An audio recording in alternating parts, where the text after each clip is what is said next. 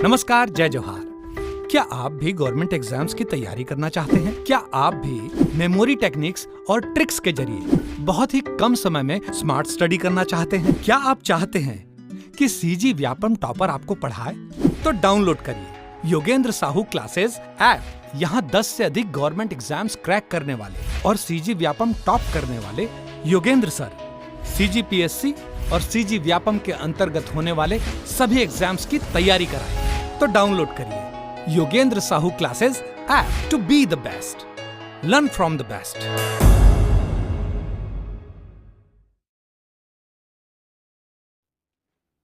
चलिए, पिछले क्लास में हम धारा 8 तक कवर कर लिए थे। देखो, एक लंबी क्लास होगी 1 घंटे की, उससे अच्छा उससे बेहतर मैं समझता हूँ कि 20-20 मिनट की 3 क्लासेस हो जाएं। क्यों? ये सब अधिनियम वाले पोर्शन है और इसको याद करना होता है। तो 1 घंटे लगातार आप वीडियोस देखिए, कंफ्यूज हो, उससे अच्छा मैं समझता हूँ कि छोटे छोटे वीडियोस बनाओ, 20 मिनट के वीडियोस बनाओ, जिसको आप पढ़ें, उसको रिवाइज करें, देन आगे बढ़े। पढ़ना तो ऐसे भी है, अगर मैं मर्ज करके 1 घंटे का वीडियोस कर देता हूँ तो भी वही बात है, या उसको टुकड़ों में बांट दूँ तो भी एक ही मतलब है। तो छोटे छोटे वीडियोस में हम इसको कवर करने का प्रयास करेंगे, ठीक है। तो चलो, आज धारा 9 और धारा 10 देखेंगे। धारा 9 क्या कहता है? बोर्ड या मंडी समिति के लिए भूमि का अर्जन। धारा 8 में हम क्या पढ़ के आए थे, याद है? देखो, धारा 8 में पढ़े थे स्थानीय प्राधिकारी की संपत्ति का मंडी समिति में निहित होना। यहाँ भी संपत्ति को मंडी समिति ले रहा है, धारा 9 में भी भूमि का अर्जन कर रहा है। भूमि भी तो एक प्रकार की संपत्ति हो गई, ठीक। तो धारा 8 और धारा 9 में डिफरेंस क्या हुआ? तो देखो, डिफरेंस ये है, धारा 8 के तहत हमने पढ़ा था, धारा 8 के तहत हमने पढ़ा था, क्या पढ़ा था धारा 8 के तहत? कि मंडी समिति को प्रॉपर्टी चाहिए, ठीक है। क्या चाहिए? कोई भी प्रॉपर्टी चाहिए, संपत्ति चाहिए। तो धारा 8 के तहत क्या था? वो संपत्ति किससे लेते थे? स्थानीय प्राधिकारी से। धारा 8 के तहत क्या बोलता था कि अगर स्थानीय प्राधिकारी लोकल अथॉरिटी से प्रॉपर्टी चाहिए तो वो उससे एग्रीमेंट करेगा, उससे कॉन्ट्रैक्ट करेगा। धारा 8 में क्या कहता था कि स्थानीय प्राधिकारी की कोई संपत्ति चाहिए तो स्थानीय प्राधिकारी से कॉन्ट्रैक्ट करेंगे, ठीक है, डील करेंगे। धारा 9 में क्या कहता है? धारा 9 क्या कहता है? धारा 9 किसी नागरिक का, आम नागरिक है, कोई सरकार नहीं है, कोई स्थानीय प्राधिकारी नहीं है, किसी एक आम नागरिक हो सकता है, मेरी जमीन, आपकी जमीन, उसकी भूमि लेना हो तो वो धारा 9 में कवर है। तो मंडी समिति को कोई प्रॉपर्टी चाहिए, अगर स्थानीय प्राधिकारी से चाहिए तो वो धारा 8 के अंतर्गत होगा, धारा 8 के तहत वो एग्रीमेंट करेगा। और नागरिक का प्रॉपर्टी है, उसका पर्सनल प्रॉपर्टी है, तो धारा 9 के तहत मंडी समिति इससे क्या कर लेगी? एग्रीमेंट कर लेगी। क्या करेगी? एग्रीमेंट करेगी, ठीक है, नागरिक से। स्थानीय प्राधिकारी से अगर एग्रीमेंट या कॉन्ट्रैक्ट नहीं हो पाता है, इन दोनों के बीच सहमति नहीं बन पाती है, तो फिर मामले में हस्तक्षेप कौन करता था? कलेक्टर करता था। कौन करता था? कलेक्टर करता था। अगर नागरिक के साथ सहमति ना बन पाए, इसके साथ एग्रीमेंट कॉन्ट्रैक्ट नहीं हो पाए, तब ये समिति किसके पास जाएगी? ये मैटर जाएगा राज्य सरकार के पास। किसके पास जाएगा? राज्य सरकार। पीडीएफ में कई जगह राज्य सरकार की जगह राज्यसभा लिखा गया ना, तो कहीं भी राज्यसभा हो, राज्य सरकार या राज्य शासन मानना, ठीक है।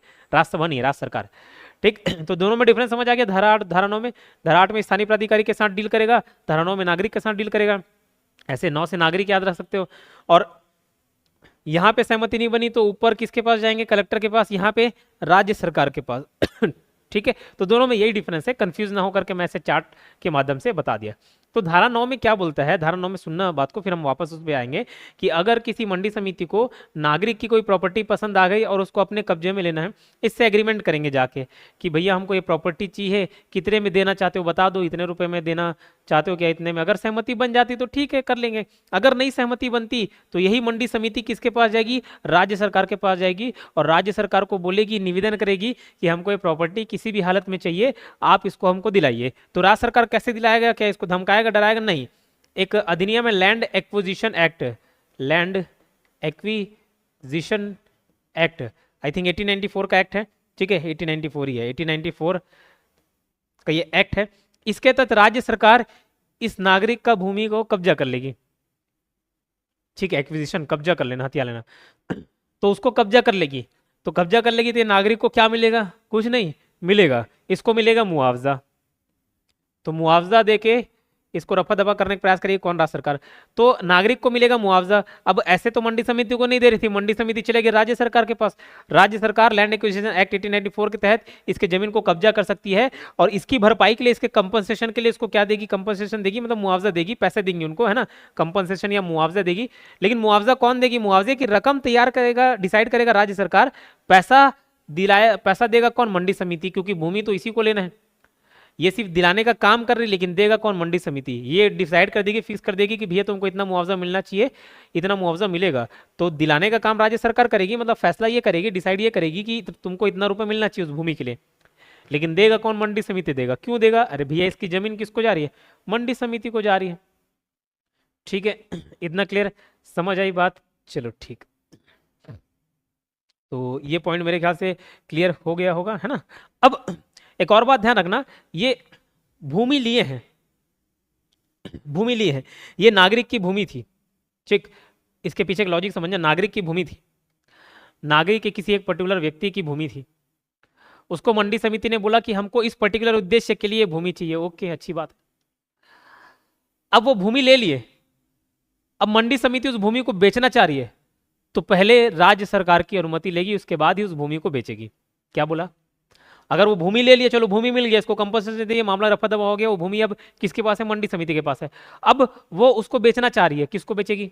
किसी भी दूसरे व्यक्ति को बेच रही है, किसी दूसरे संस्था को बेच रही है, तो बेचेगी तो उससे पहले राज्य सरकार से परमिशन लेना पड़ेगा, क्योंकि राज्य सरकार ने उसको क्यों दिलाया होगा? सोचो, भूमि, क्योंकि यहाँ पे नागरिक के पास भूमि है, मतलब वो किसी एक व्यक्ति विशेष के लिए वो भूमि है, लेकिन वो भूमि हो सकता है कई लोगों के हित के लिए काम आए, कई लोगों के फायदे के लिए काम आए, सरकार के लिए काम आए, सरकार के द्वारा बनाई गई संस्था के काम आए।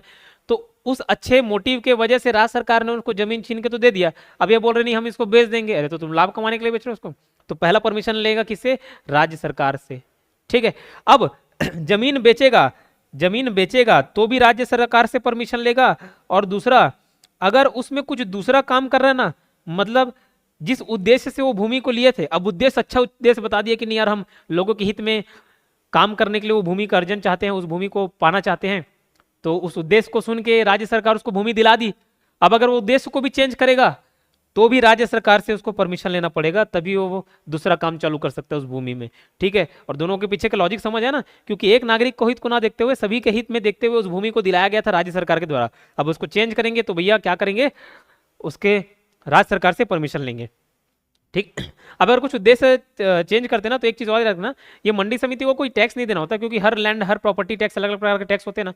ठीक है, अब उस प्रॉपर्टी में क्या काम कर रहे हैं उससे रिलेटेड अलग अलग टैक्स पढ़ाए जाते हैं। जैसे सिंपल से उदाहरण दूं, अगर आप, जैसे मैं ये कमर्शियल यूज के लिए इस बिल्डिंग को यूज कर रहा हूँ, कमर्शियल यूज के लिए बिल्डिंग को यूज कर रहा हूँ, अब मेरा जो बिजली बिल का खर्चा वो अलग आएगा और रेसिडेंशियल के लिए अलग बिजली बिल का खर्चा आता है।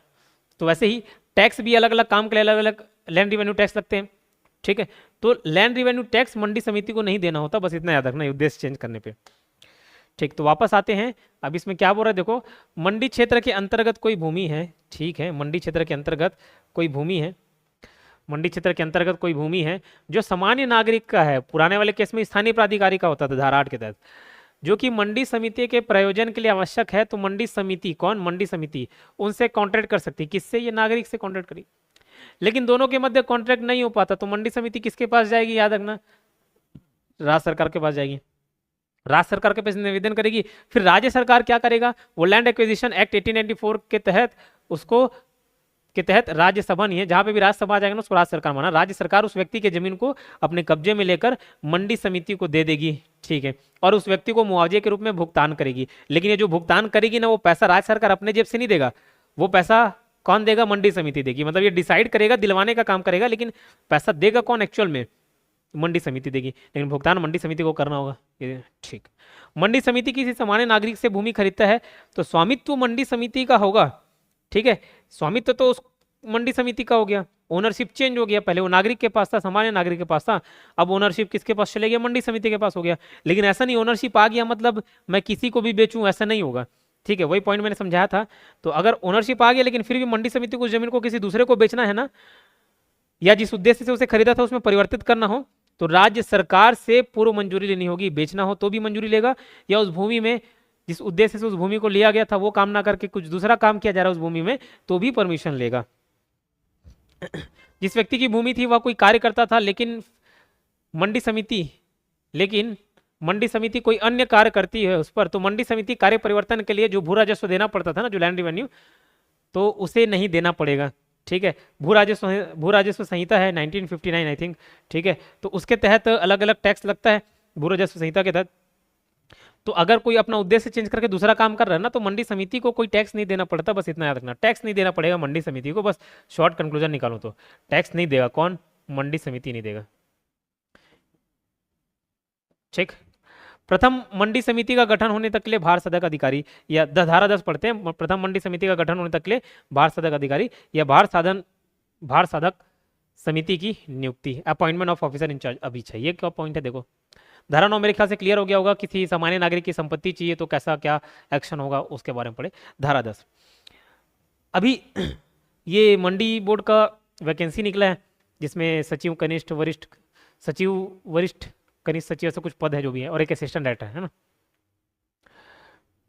कनिष्ठ सचिव वरिष्ठ सचिव, ये 2 पद, और क्या सहायक संचालक।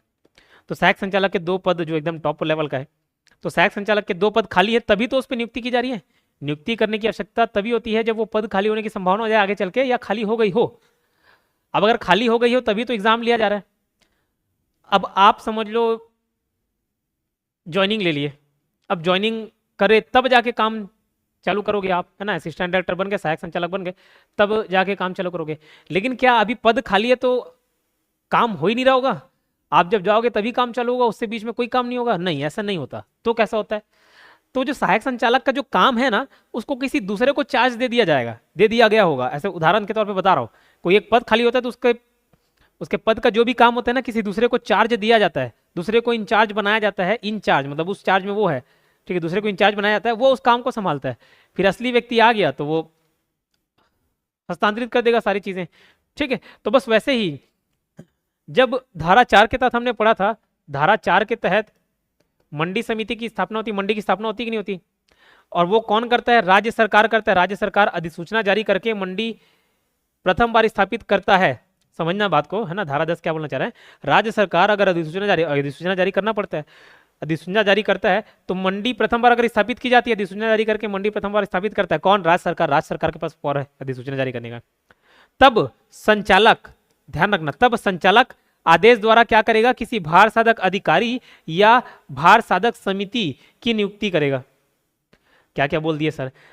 अब देखो, मंडी पहली बार मंडी की स्थापना की जा रही है ना, पहली बार मंडी की स्थापना और मंडी समिति तो धारा 7 में है, ठीक है। धारा 4 में मंडी की स्थापना और मंडी समिति की स्थापना 7 में है, समिति।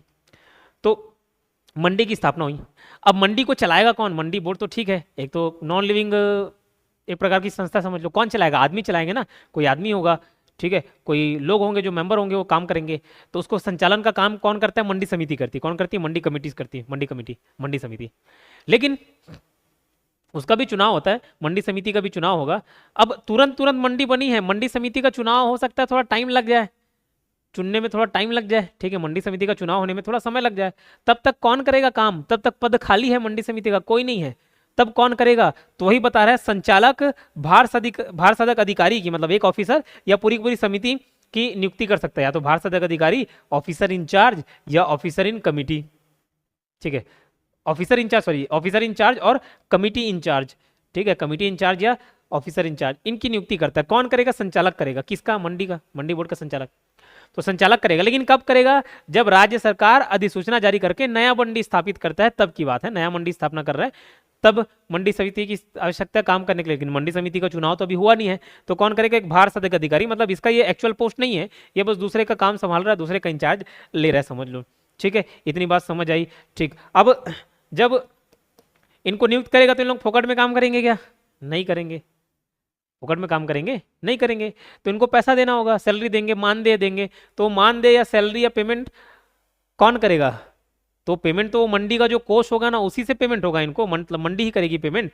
लेकिन उसका सैलरी, उसका मानदेय कौन डिसाइड करेगा? राज्य सरकार डिसाइड करेगा। कौन डिसाइड करेगा? राज्य सरकार। इस बात को ध्यान रखना, ठीक है।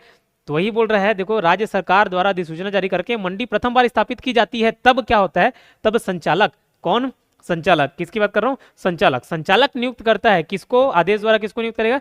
किसी व्यक्ति को भार साधक अधिकारी के रूप में नियुक्त कर सकेगा, या फिर मैक्सिमम 7 लोगों से मिलकर बना भार साधक समिति को भी नियुक्त कर सकता है। ठीक है, या तो भारत अधिकारी की नियुक्ति कर लेगा जो काम संभालेगा, या एक जन से नहीं हो पा रहा है तो भारत सदक समिति को स्थापित करेगा। लेकिन ये समिति में याद रखना मैक्सिमम 7 लोग ही हो सकते हैं। कितने लोग?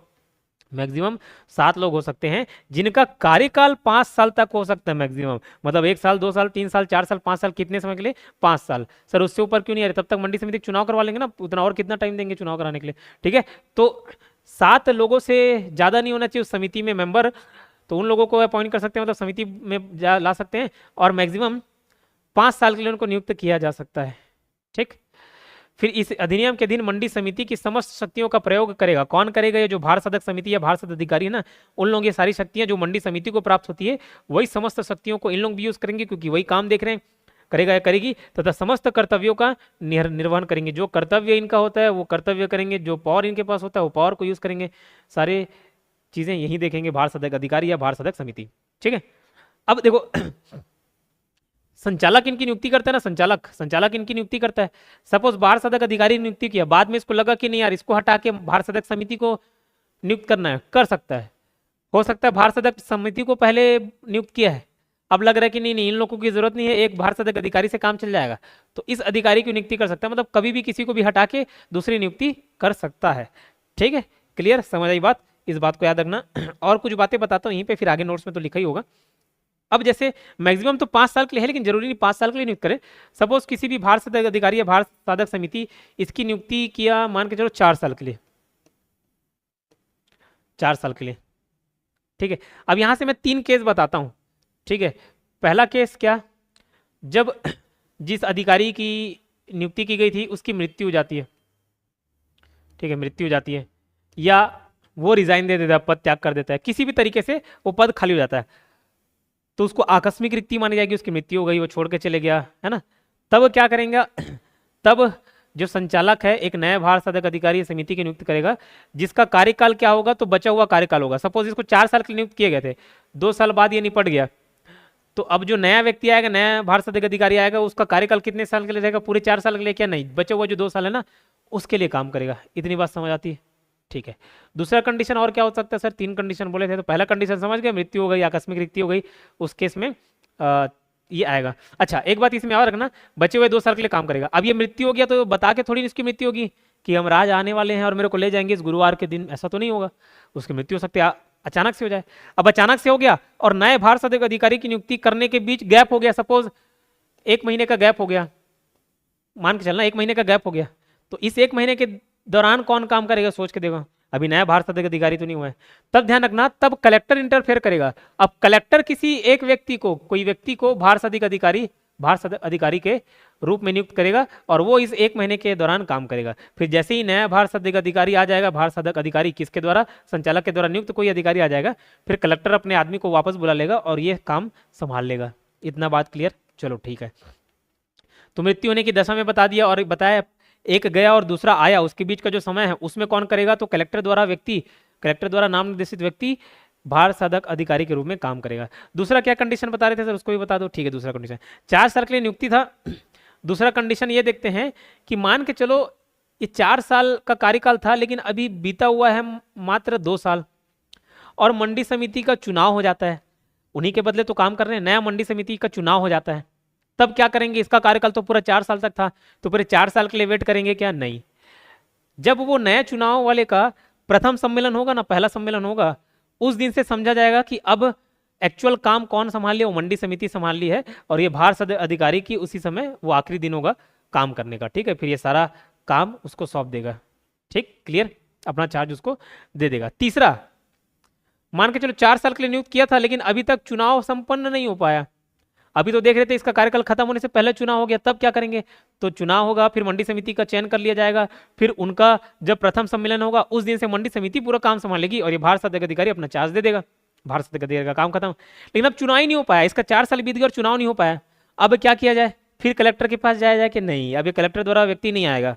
वो कब आ रहा था? जब एक निपट जा रहा था, मतलब आकस्मिक रिक्ति हो जा रही थी और नए आने में टाइम था, उस बीच का काम कलेक्टर द्वारा व्यक्ति संभालता है।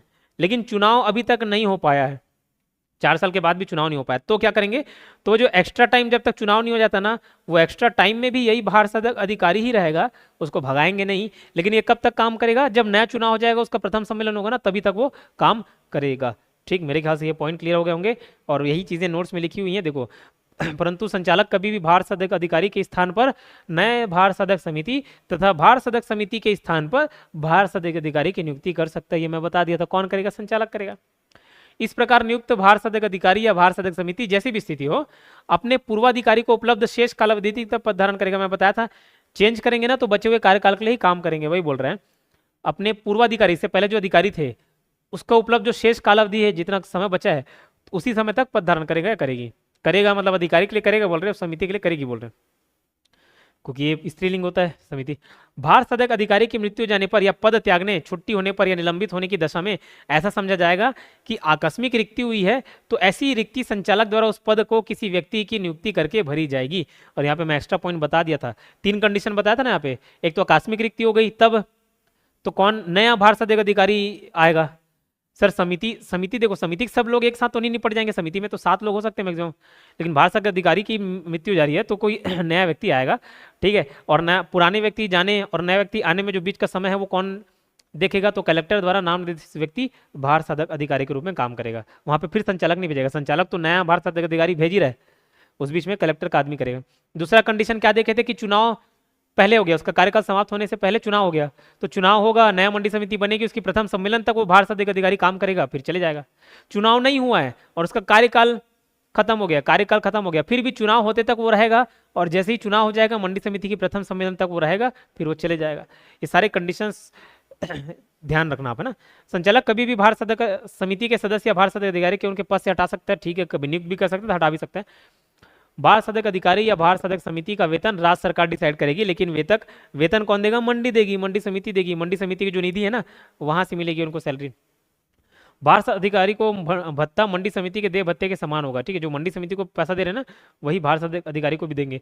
भार सदक अधिकारी का कार्यकाल पूर्ण हो गया है, लेकिन किसी कारण से मंडी समिति का चुनाव नहीं हो पाया है, तो इस स्थिति में भार सदक अधिकारी मंडी समिति के गठन और उसके प्रथम सम्मेलन होने तक कार्यभार संभालेगा, ठीक है। ये अगर कार्यकाल पूर्ण हो गया और चुनाव नहीं हो पाया बोल रहे तब, और कार्यकाल पूरा नहीं हुआ है और चुनाव हो गया है तब भी प्रथम सम्मेलन तक काम करेगा, ठीक है, क्लियर। तो ये 2 धारा मेरे ख्याल से समझ आ गए होंगे, धारा 9 और धारा 10। कितना टाइम का हुआ रिकॉर्डिंग तब, 21 मिनट, 20 मिनट का मैंने बोला, 20 मिनट का ही।